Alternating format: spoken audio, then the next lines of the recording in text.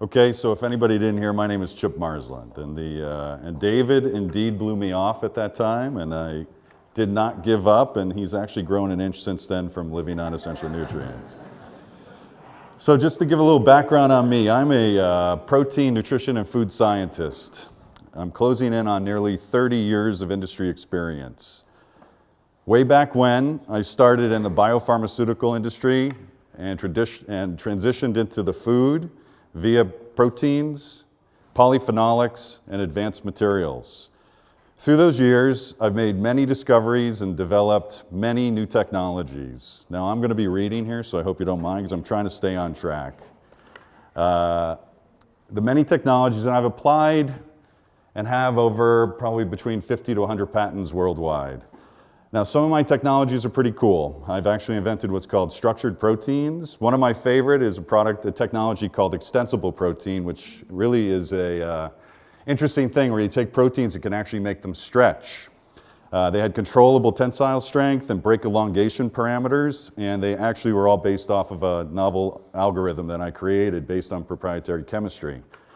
Through the years, I also developed high-pressure proteinaceous structures based on molding technologies and very special mass balances. I invented nutritive composites, I invented appliances and different processes.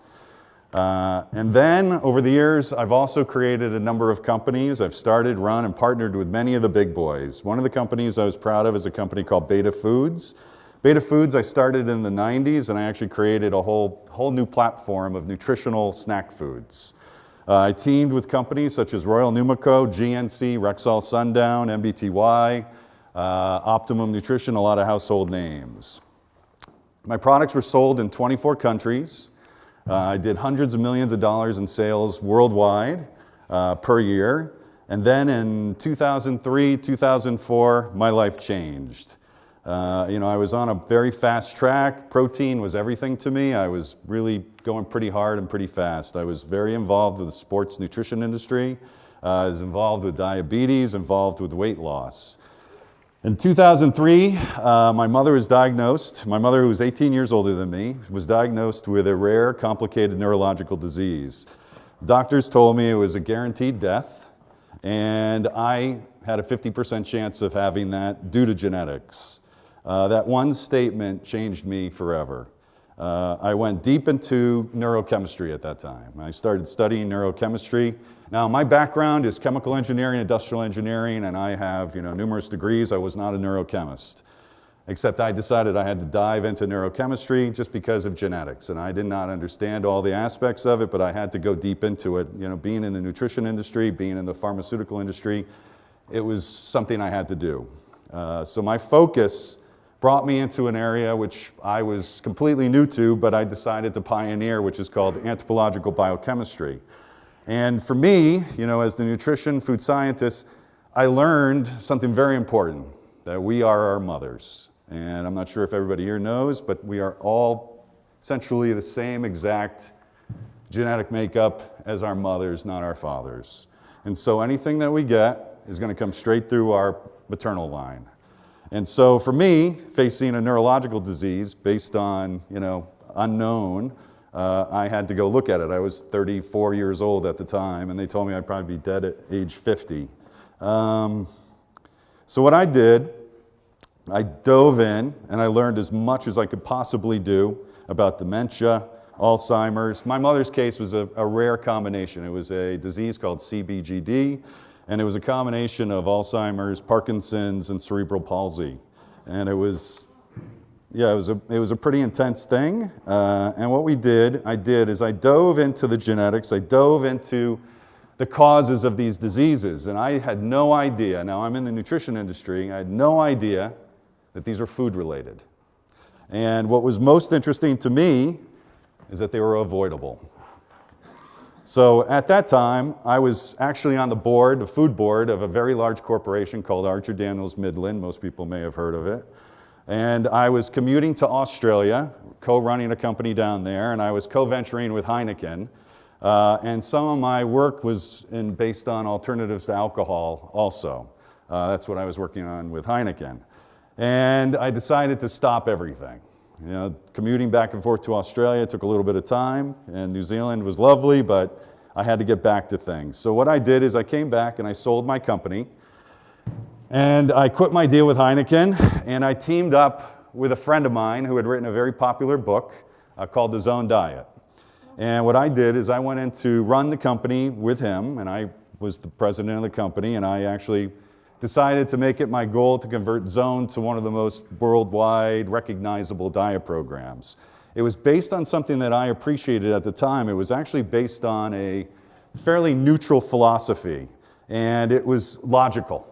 So it wasn't based on an extreme. I had another friend named Bob Atkins who was way over here. There's others that were way on the other side, and Zone was kind of in the middle at the time.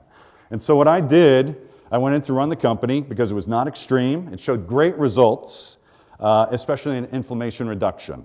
Blood sugar control was a big deal because blood sugar has direct ramification on the health of our brain as well as on our whole system and more. I dove in creating hundreds and hundreds of products and building plants worldwide.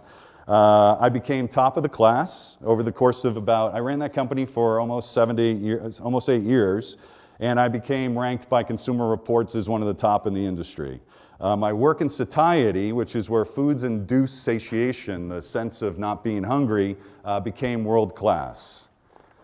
As I advanced the diet and the portfolio and the science behind it, I realized there was much more to nutrition than just a controlled parameter. And to me, as great as Zone was, it wasn't everything. And so what I did, I had to look deep. And what I discovered and through my work is that the ingredients I were using, now, and believe me, I invent ingredients also. I don't just settle for things. I actually invent not only the foods, I invent the ingredients that go into the foods. I found that my food ingredients were awful. Okay? First, I was trying to preserve foods that were wet. They had water in them, so that means I had to use preservatives. I had to actually look at things. I had to look far beyond just what the foods were. Because part of our job in the food industry is to make sure our foods don't go bad. So we actually do all sorts of things to the foods, and primarily, we killed them. And so here I am, running a very popular worldwide food company, and what it was is everything I was doing was wrong. My nutritional profiles were right, but everything inside the food was wrong. And so what I did, I decided shelf life was not the most important thing. Shelf life with a wet food is absolutely the wrong approach. Because first, we have to actually kill the nutrients to be able to make the product, to be able to stay on a shelf. So every time you walk into a grocery store and you see something that's wet, just know that's probably a dead food. And so from there, I decided to even dive deeper. And so what I did, I decided to study and use my experience and concluded conventional food processing was the death of everything. It was not just the death of my foods, it was the death of every food in every grocery store. Because first, the only way they can actually have those foods on the grocery store shelves is if they killed it. So what we look at are items, very conventional items. You can take some pretty simplistic ones. Sorry as I reach in here. But a good example of a dead food is Campbell's soup. Okay, this is a very dead food. This is processed at high temperature. There's absolutely nothing in here that's going to even do anything for the human body. That's just one example. All right, so for me, a guy ranked by Consumer Reports for nutrition and diet, I wasn't doing it right. I'd missed it. Yet it was all right in front of me, and I had to figure that out. So what I did, I knew all modern foods lack nutrients, not just protein, but they lacked something even more important. They lacked essential nutrients, which is the key element of life, okay? And when you really look at diet, what are we missing? And it really came down to the fundamentals because we're all humans. You see, it was logical to kill foods. Over the years, a society became focused on taste and shelf life. It didn't become focused on what humans really needed, it became focused on taste. Shelf life was the dictator by the grocery stores, by the food industry. And the only reason is that we need to transport things from, Chicago, Midwest, East, overseas, wherever we're going. Many people don't know a lot of foods are even made over in Indonesia, shipped over here to the States. Pepperidge Farm is a great example. Pepperidge Farm cookies, most of them are made in Indonesia and get shipped all the way over here. So you have to have extremely long shelf life to actually go through these processes. So what I did, I kept going, and I realized that the foods weren't just being made for shelf life, but they were being made with addictive qualities. The processes that they were made through not only killed them, but as I said before, they started killing them even more so. But I wanted to know why, and it focused in on when this all began. So my conclusion was I had to study when this all began, and I went back to the beginning of the processed food industry.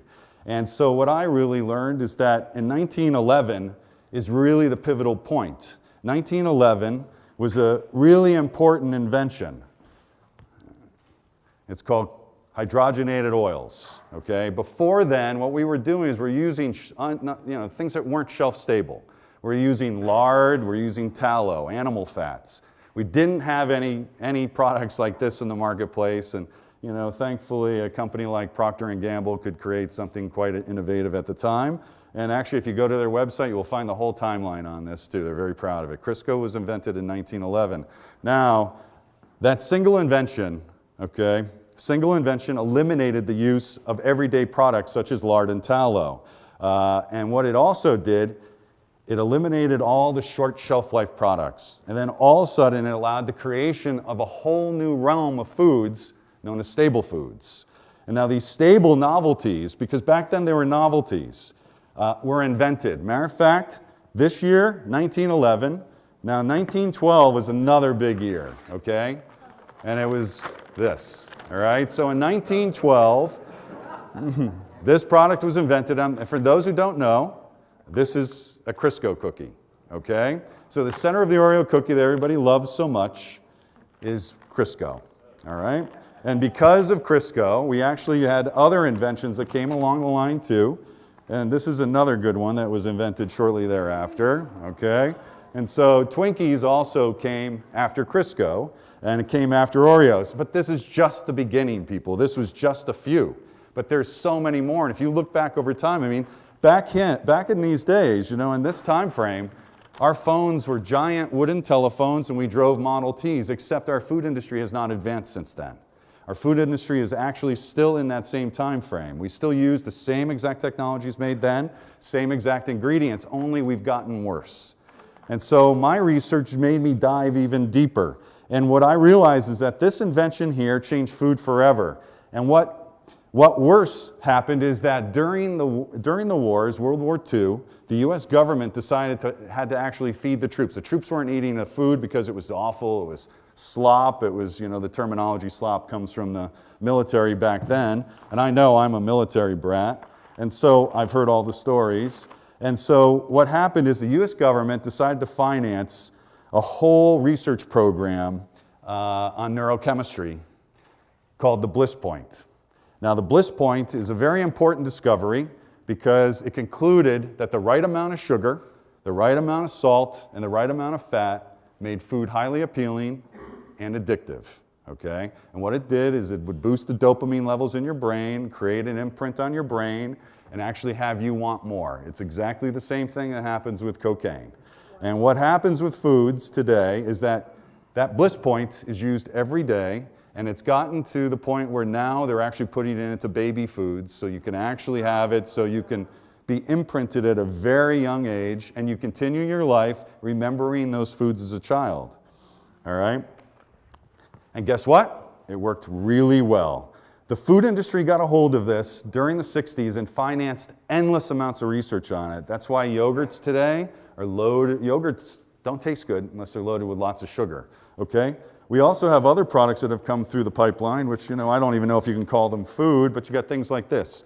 Fruit roll-up, okay? I don't even know what fruit roll-up is, but it's really not a food, okay? And there's many other things that come through too. The ones that I like, which everyone thinks here, and I have arguments with some of my colleagues about cereals, but cereals are awful. But you look at things like Lucky Charms, I don't know is this food or what this is, because, I can't figure it out. But the key here is that foods became highly addictive due to this bliss point. But the other thing that I really realized is that they lacked everything we needed as humans. They have no nutrients, they're nutrient void. And my conclusion is that the industry and its philosophies are the single cause of fast human death.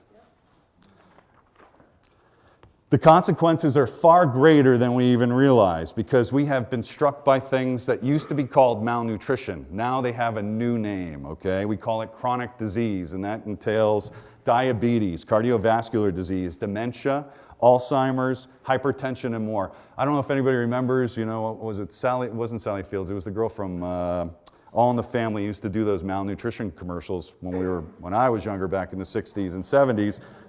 What was she? Sally Struthers, and you know, we called it malnutrition then. Our new nomenclature today is chronic disease. I'm sure everybody here has heard about chronic disease. It's nothing more than malnutrition.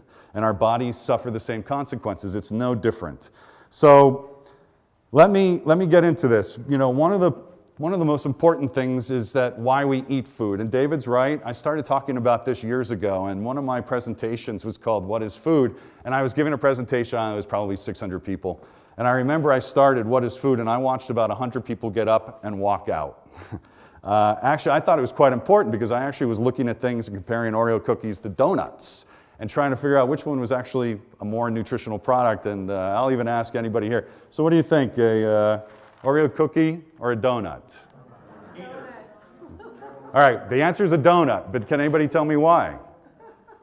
Yeah, the reason is it actually has one essential nutrient in it. And it's called water, okay? But what we have here, so I have a little presentation to show you what happens with food. I'm not quite sure if I'm going to be able to get this, but I'll try. All right, so the human body itself is actually made up of 37 trillion cells. That's a lot of cells. And within those cells, we have this other little tiny organelle called mitochondria. And we have over 100,000 trillion mitochondria. Now, mitochondria are why we eat food. Okay? Let's see if this works. So when we eat something very nourishing, such as that oatmeal you folks had today, it goes into our system. The body processes it, sends it the nutrients, remember it's filled with nutrients, throughout the body, and good things happen, okay? But when we actually start looking at what happens, the nutrients start being transferred into the cellular system, they get absorbed into the mitochondrial system, and actually we create great balance, and energy is created. But when we eat other things that actually are termed non-foods, we have a whole different reaction, okay? And the body starts going into chaos. And you don't know it, but it actually happens every single time you consume a non-food product. And the reason is that the nutrient-less foods actually cause very negative reactions. If you notice, there's less colors here. And the colors are indicated on the nutrients. And what happens is the mitochondria go into a complete chaotic cycle. And they don't know what to do, and they have this electron that they need, and there's a whole imbalance. But when we actually go a little bit deeper into this at the same time, we actually have an effect on our lives. People who live with balance versus people who live out of balance, sadly, there's a difference in life. There's a great difference in life. And as you can see, the ones who live in balance will live a lot longer. What I was really fascinated by is that our cells are not programmed to die. We kill them. And so when we incorporate things like bigger forms of oxygen, exercise versus a life of lethargy, you know, we have a whole different approach.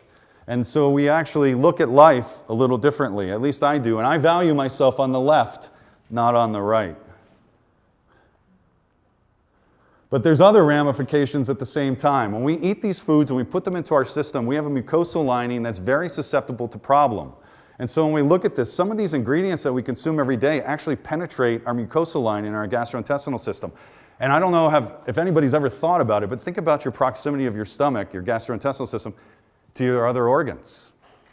And so what happens if we actually start eating too much sugar and it penetrates and creates holes in our mucosal lining? We have very small cells down there. They're very susceptible to death. And so what happens is they actually create holes in the system. It's very close to our heart. It's very close to all our organs. And I'll tell you, some of the problems in this, now I face this because I've actually had a mother who died at my age. By the way, I've lived longer than she did now. So here, part of this is the impact affects every component of our body. It affects our neurological system, it affects our cardiovascular system, it affects our pancreatic system. When we go deep, not just our gastrointestinal, but our hormonal system, all of it is impacted. And so all of this is avoidable. And it's all through something so simplistic and so logical and so human. It's just called essential nutrients. And they're called essential for a reason. Now, on that note, I'm going to actually let everyone know I have a lot of talking tonight, so I don't want to bore you with much more. And this evening, I have the joy of actually having everybody come to me to talk, so any questions you can save for later. But I'm actually going to take this now, and I'm going to transition over to the next speaker. I know I'm taking up her time, and she's an old friend of mine, well, not literally. She's a friend of mine for 20 years out of Harvard. We were both in Cambridge for a very long time, and her name is Dr. Stacey Bell.